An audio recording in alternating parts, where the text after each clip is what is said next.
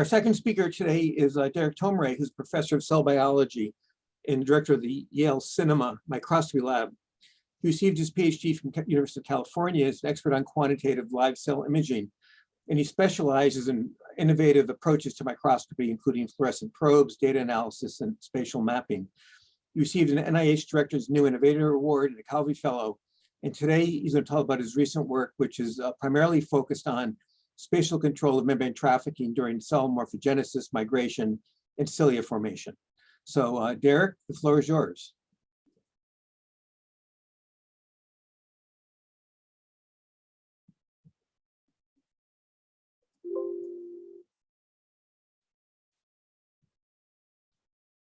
So Derek, you're muted. Okay now? Yes? Yeah. Okay, great. Let me go back a slide or two. Great. So I'll be talking about cilia, which have some relevance to cancer and signaling. I'll be talking basically about a new pathway that we are discovering and tell you about the ramifications of this. I'm not talking about any work on SARS-CoV-2, though I do have some work on that, and my conflict of interest is declared there. So in terms of sort of a primer, let me just sort of tell you the main message. And the main message is that we're proposing and characterizing a novel pathway of cilia delivery to the surface. And I will sort of tell you what basically the central paradigm is, and then go on to sort of describe to you that I think that that basically our data suggests that we have an alternate pathway here. Oops. Okay. Okay, it's clicking differently. So let me first start off with a quick primer here about primary cilia. So, really sort of two aspects here. What are they? And I suppose sort of related here, why do you care? Why should we care? So in terms of the first part, that's relatively easy. They're long, slender cellular antenna. They're basically present on nearly all cells. There's the exceptions being red blood cells and T cells. If you go by electron microscopy sort of light microscopy, you see they're long and slender. The width is maybe 150, 200 nanometers, and they can extend to about 10 microns long. They're solitary organelles, they're primary cilia, and let me tell you a little bit about some of the known functions. So you can sort of think of them as a specialized sensory antenna. So you have an adaptation of this for vision of your rod cells, I guess relevant to right now and coronavirus. They also important for smell, and there is a loss of cilia, which is causing the ciliary dysfunction of that, and as well as signaling aspects. And let me sort of mention a little bit more on that because it's really relevant to this audience, especially in regards to cancer. So primary cilia. So why do you care in this? And the easiest way of sort of thinking of this is thinking of in terms of ciliopathies. Okay, there's a number of diseases that are basically dependent. It was actually sort of discovered retroactively. These diseases have been known for quite a long time. And then only in the last couple of decades was it really realized, in part from pioneering work at Yale, about the sort of link between these diseases and disruptive ciliary function. So you can see this in sort of the Joubert syndrome or liver cysts, the kidneys. It's quite multi-organal. But again, for this audience, I think it was particularly relevant is in the context of cancer. And you can sort of think of it in terms of sort of two aspects. One, aberrant signaling, and then your cilia being part of the tool that would turn things on and off. It gets a little more complex here because you actually can release vesicles from a cell, which can transmit signals. So that's one aspect of it. But you can sort of think of it in a simplified way of controlling the signaling on or off. Now, just highlighting that complexity was sort of a review that sort of indicates that it actually can go either way. You could have a certain degree of activation. You could turn on hedgehog by activation of this receptor level in sort of pathway B, or you could actually do it by going independent of that. So if you look at cancer, some are activated by the presence of cilia and some are by the repression. Okay, but if we sort of go beyond that aspect and say, well, what is sort of the normal paradigm? Well, the normal paradigm here is that cilia occur once per cell cycle. Okay, so you generate them during G1, G0. They're sort of present throughout, and then they have to be assembled during division. So in that sense, if you sort of think of it from that lens, you're really not controlling it except for to the point of cell division. And maybe any delays on whether you would have ciliogenesis or not. And I'd like to, so say, change that paradigm view. So, reminding you again, I do a lot of imaging, as you sort of heard in the intro. This is just one example of super resolution imaging where we can actually see this very long structure of a cilia, which is, as I said, it can be 10 microns or so long, with a resolution down to sort of 20 nanometers, where you can actually see it as a tube. So that's the one sort of technique, but I'm going to show you other sorts of imaging techniques and sort of exemplify how that can provide new insight here. Again, this is sort of the structural aspects of this axoneme. Sort of an aside, which is relatively relevant, is that they can present with this pocket. Let me see if I put the laser pointer on, and in the ciliary pocket here. And this is sort of shown extra short here, but this can be a very deep invagination. In fact, it can almost be nearly entirely invaginated. Okay, so what is sort of the key process of how they form? So the general paradigm, in fact, there's one for epithelial cells, which I will not sort of discuss. But for most other cells, in fact, the majority, they start with a ciliary vesicle, which forms, and then you have this double membrane, which sort of bends in. And then you actually have this really, think of it as a super large vesicle. It's a vesicle, but this vesicle could be 7 microns long, okay? And then as an event, it actually has to go and fuse with the plasma membrane, produce. This is a standard paradigm. This happens once per cell cycle would be the standard paradigm. Now, I want to bring in one other player here, and this is one that we've worked with quite a bit, which is called the Exocyst complex. It's a tethering complex. It was first discovered actually at Yale in yeast, and basically it is known to basically drive the upstream of sort of snare fusion machinery to allow spatial temporal control of vesicle exocytosis.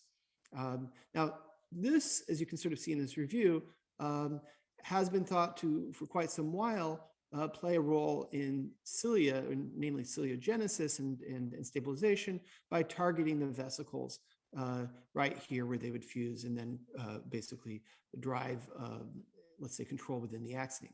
That is the standard paradigm. And while I don't want to say that is wrong, I think it's actually missing, let's say, 80% of the picture.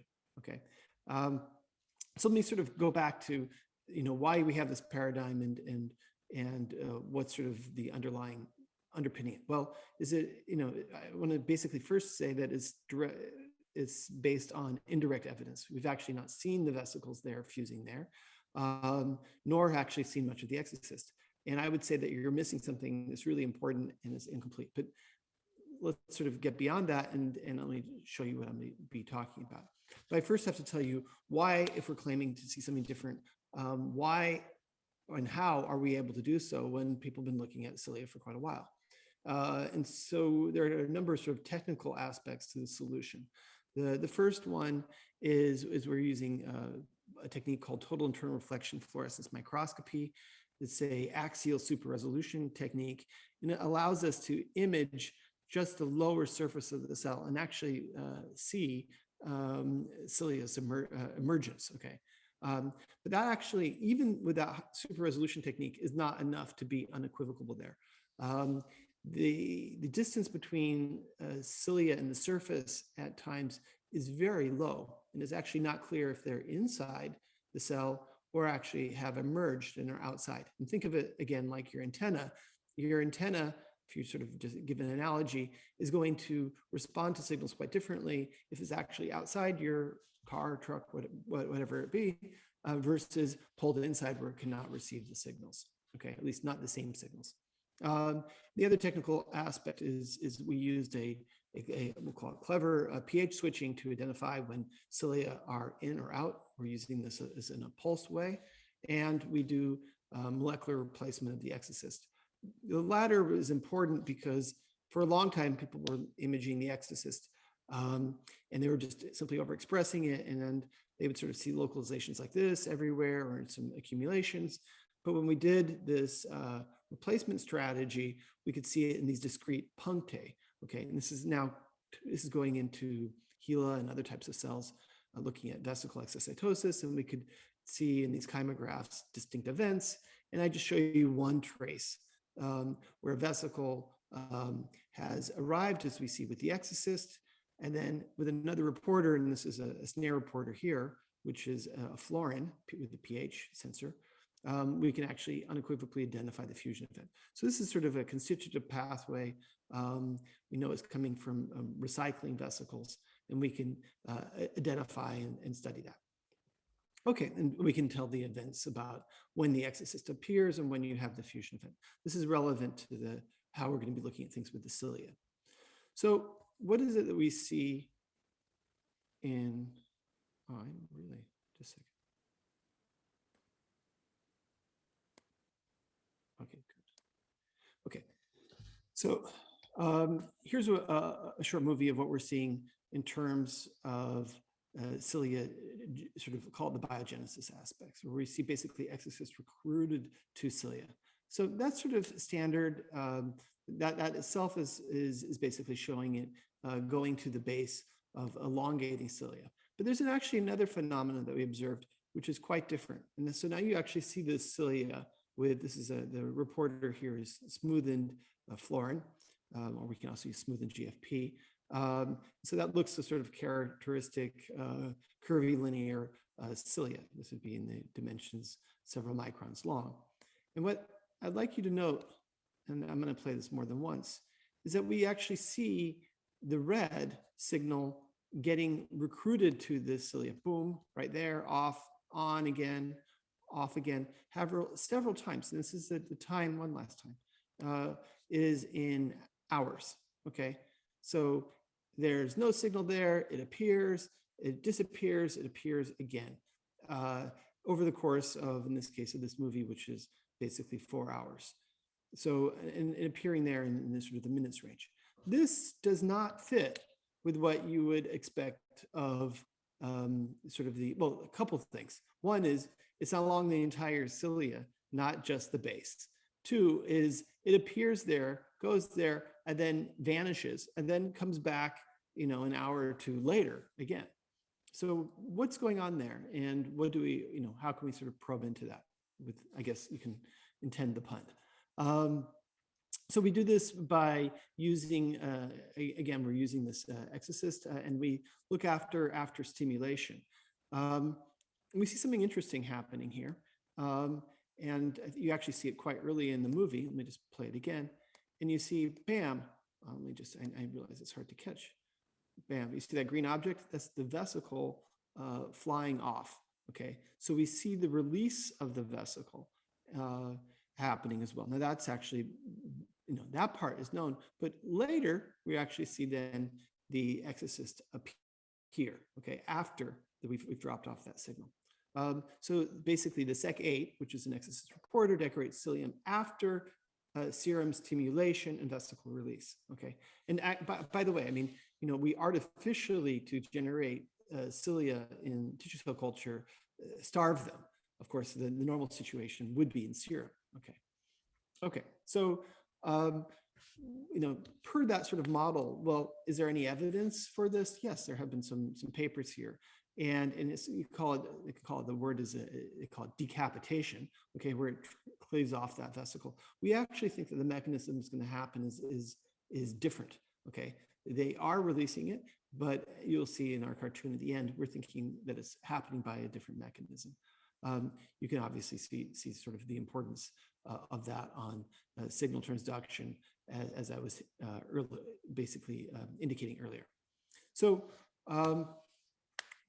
what do we happens to our Exocyst reporters after we add serum, in this case, FBS? And so what we can see here, and here's sort of the overview slide, we are using Exo70 as our Exocyst reporter, IMPP5E is a Cilia reporter, and a couple of different things. One is, now I should mention, first of all, this is endogenous Exocyst, it's no longer replaced. Okay, so this is sort of native conditions. And what you can see is you can very clearly see it localizing to cilia. But if you look carefully, and I think you can see in this case here, and in this case here, it actually, it localizes there, but also forms these additional tubes, which are pulling, well, look to P, and for movies, we would know are pulling out of it. So what's going on there?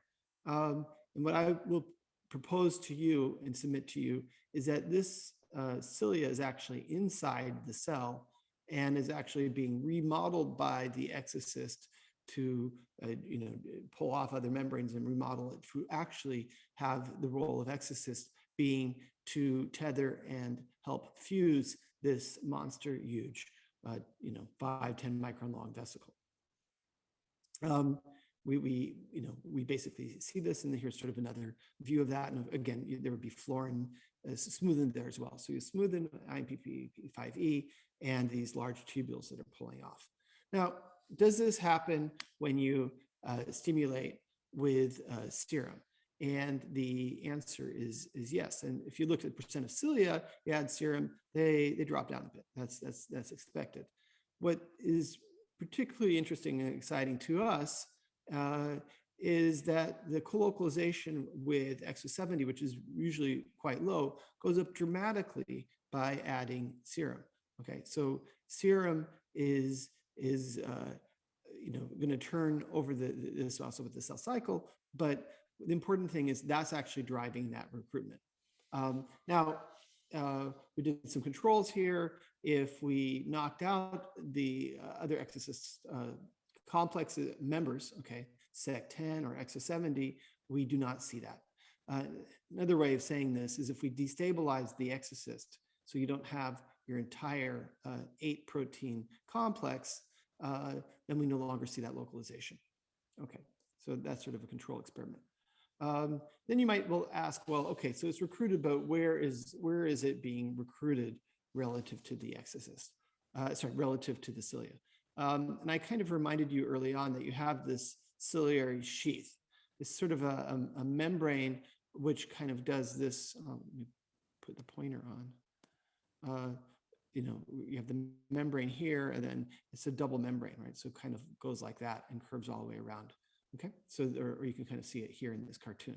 And is it here, the Exocyst there, or there? Now, there's sort of different reports. There's obviously the ones of it on the base. There have been some reports of it being inside, but we actually believe it is actually here along the pocket. And how do we know that? By using a super resolution imaging modality called structural illumination microscopy. And I think you can sort of see it easily here. You'd have smoothened, so this would be basically your cilia reporter, which would be on the extracellular side, or I should, right, so it'd be, on the inner membrane, if you like to look at it that way. And we see SEC8 or Exo70 as a wider distribution. Okay, so it is on, if we're going, let me turn off my pen here. If we're going back, it would be on the ciliary pocket membrane. Okay. We switch to pen. So we see these tubules emerging. I showed you one example, and we actually see it in live cell imaging as well, where these tubules are dynamically pulling out of cilia. Okay, so we think it's actually important for the remodeling. Okay. It's a little funny in giving this presentation, switching back between the pens and not, but let me just tell you to sort of focus on here on the point of the arrowhead, where we actually think of that as a fusion event. So you have this internal cilia, the cilia which is inside the cell, and is here, and you have Sec8 there on it. We think it's important for then the tethering function. And at this point right here, where the membrane, it looks like it expands, you see that little bit of a burst. At that point, the Sec8 collapses to the base, okay, which has been sort of purported in the literature to exist most of the time. Again, at a single snapshot, you'd mainly see it at the base. But actually, if you look at it live over, let's call it longitudinal, you would actually see it earlier on these internal cilia. So we actually think it's driving that process out.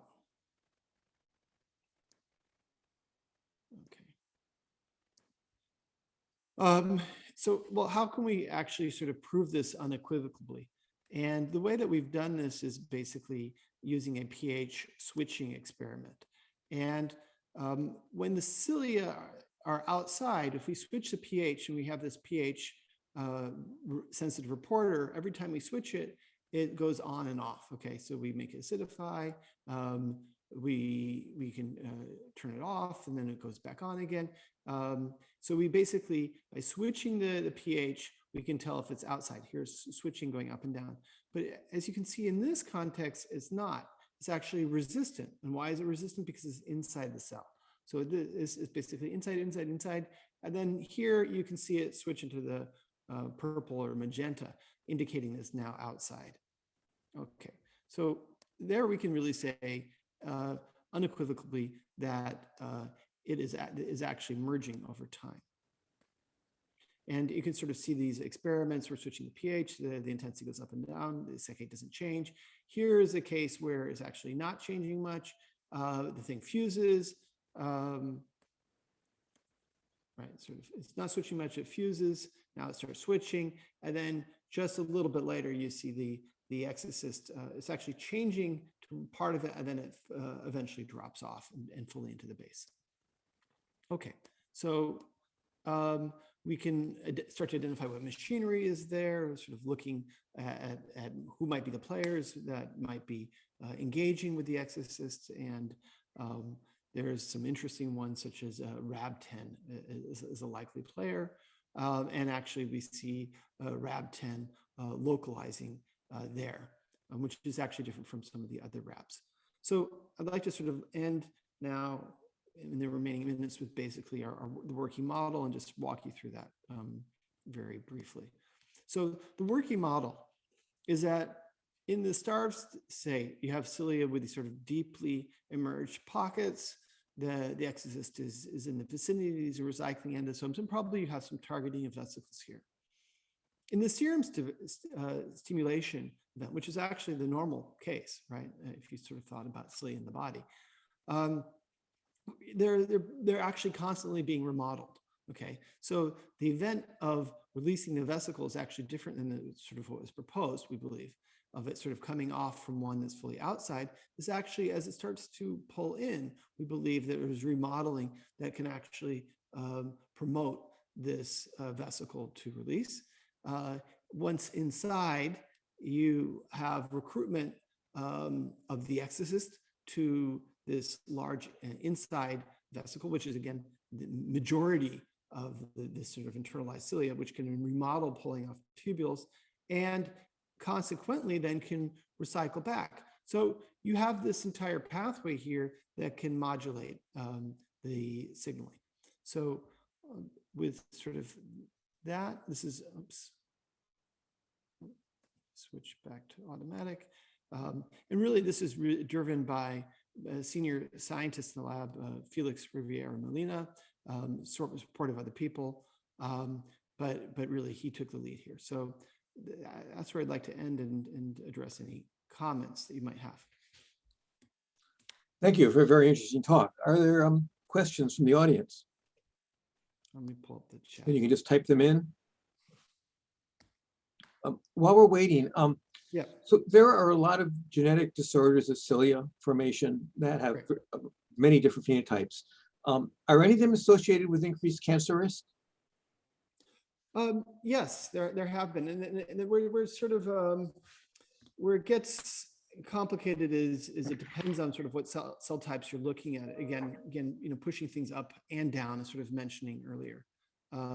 So yes, there are. Haven't been sort of investigating this, so much personally, but yes. Okay. Thank you. Questions for Derek?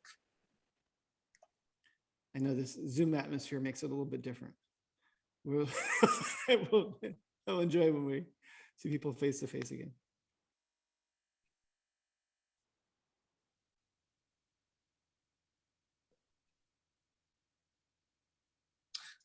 Another question then. Mm-hmm. Sure, Dan. In cancer cells, which are obviously many of them often constantly proliferating, do you see abnormalities of cilia formation? Do they have more cilia? Do they turn over more rapidly? What happens? Is that known? Right. So this was a little bit what I was alluding to. You can kind of push it either way. So that's actually where the confusion is to cancer, is that you would say, well, do they have more cilia? Do they have less cilia? And basically the paper review had indicated that there's sort of the two sides on it. So in one case, you actually hyperactivate by, let's say, adding smoothing and hedgehog signaling. So that hedgehog is obviously a key component. Same with sort of PGGF. So it'd be basically a hyperactivated. The other case is where you would actually activate the signaling by the absence of the cilia. So that's sort of where it's, in some cancers are driven by having cilia, and some are driven by the absence. That's sort of given the funny paradox, depending on that nature of which signaling pathway you're talking about. Is it a hedgehog sort of smooth-in type of one, or other signaling pathway?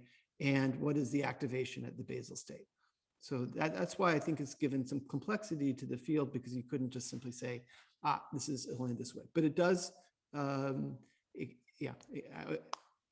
there's evidence for both there. Perfect.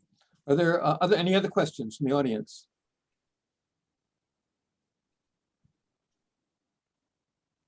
It's getting okay. If not, thank you all for coming. Thank you for two speakers. It was very interesting. And everybody, you have two extra minutes for your day. Thank you. Thank you, Dan.